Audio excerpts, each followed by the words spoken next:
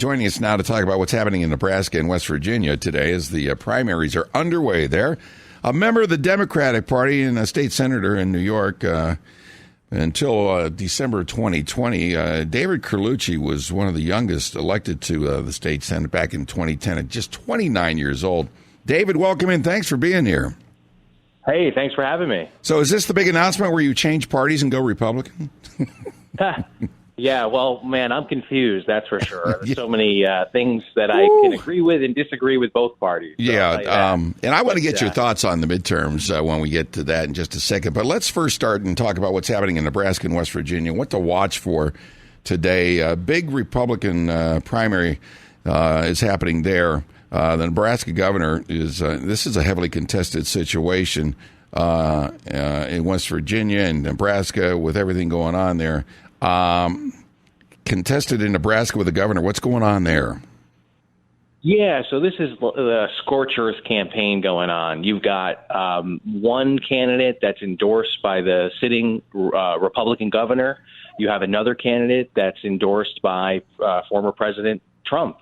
And this is one where we see really everything is relying on President Trump. You have this candidate, Mooney, who is really just putting everything that he can behind the Trump campaign.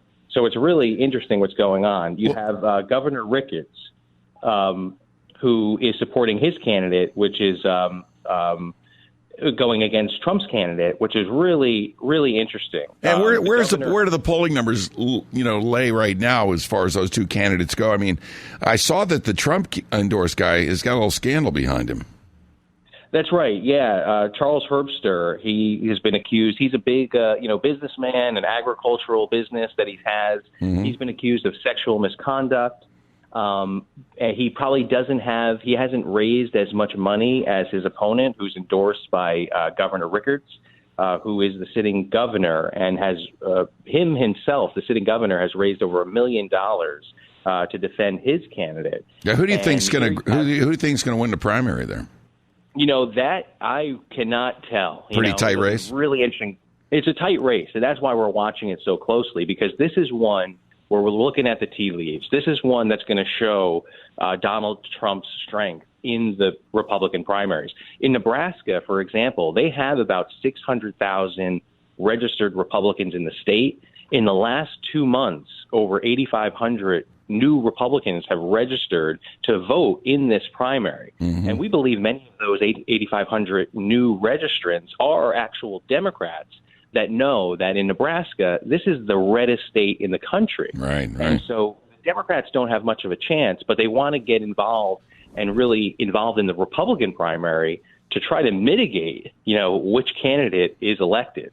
So it's a really fascinating thing. But the real thing to watch here is that if Trump's candidate wins, he's going against really the establishment in Nebraska. Yeah. And if he pulls it off, it's going to be a bona fide for Trump. If he loses, it's going to be a problem for Trump in terms of his diminishing strength in these Republican primaries. All right, let's talk about the representative primary happening now.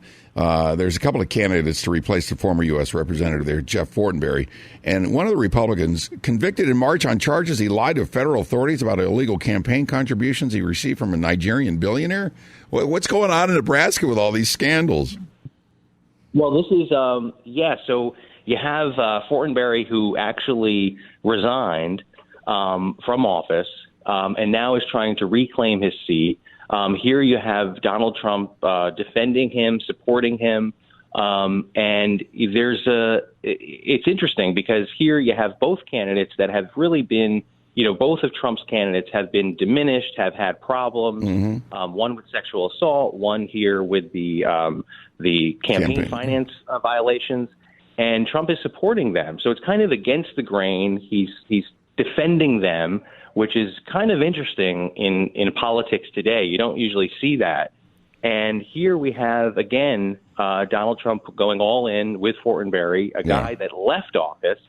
And, in New York, for example, where I am, you have people that are indicted or are, there's an alleged crime and they leave office.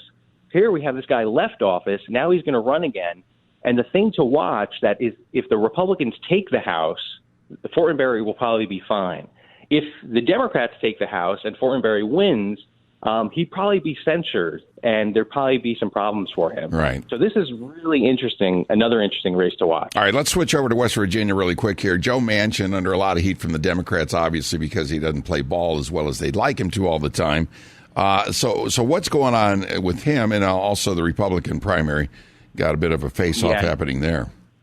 This is really interesting. In West Virginia is one of the states that has lost a member of Congress because of the redistricting process. And West Virginia has lost in population, so they lose a member of Congress. And what's really interesting is the lines have been redrawn, and now you have two Republican incumbent Congress members that are facing off against each other. Because of the lines being drawn, they've been moved to different areas. Now they're up against each other. That's exactly right. So you have two sitting members of Congress that now have to run against each other, and this is a vicious fight. I mean, this is one of the more vicious fights in the United States right now. You have these two Republican members of Congress. One supported the federal infrastructure bill, claiming that West Virginia desperately needed the money. They've had real problems with infrastructure in West Virginia. Yeah. Then you have the Trump-endorsed Republican incumbent who voted against the infrastructure bill.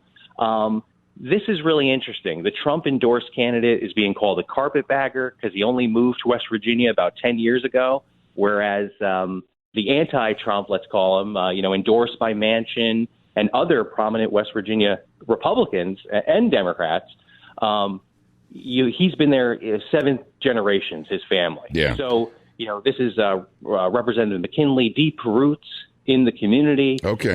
This one particularly will really we'll see how strong Trump is. Because all right, David, I'm up against the clock. I do want to get your thoughts on midterms here. Red wave, do you see a big switch happening in the Senate and the House this year? Oh, it's going to be very tough for Democrats, unfortunately. When you have a president at the top and the leadership in the Congress, everything gets blamed on them.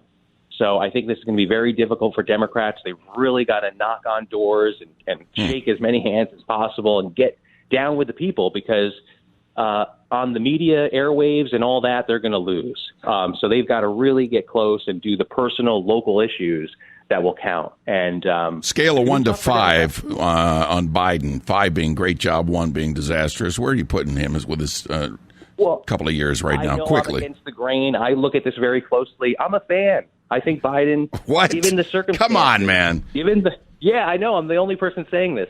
Given the circumstances, I think he's done a remarkable job. Oh my God! We've got inflation. We've got a war. Oh yeah, great job, Joe. Great job. I mean, what? I wish I had more time with you. We'll get you back, David, and we'll talk more about your thoughts on why Biden's doing such a great job. But I know you've got other interviews to do this morning, and we've got to get rolling here. But thank you, David, for being with me. I appreciate you. Remember, the Democratic Party there, carrying the water for Joe Biden there. Bring on spring and spruce up your kitchen with a new range or built-in wall oven from LG and Lowe's. These are no ordinary ovens either. They're loaded with options such as convection, air fry, and turbo cook. Plus, LG's exclusive InstaView feature on select models. You can even control your oven with an app. Upgrade your kitchen to LG. Shop in-store or online at Lowe's.com. Lowe's, home to any budget, home to any possibility. U.S. only.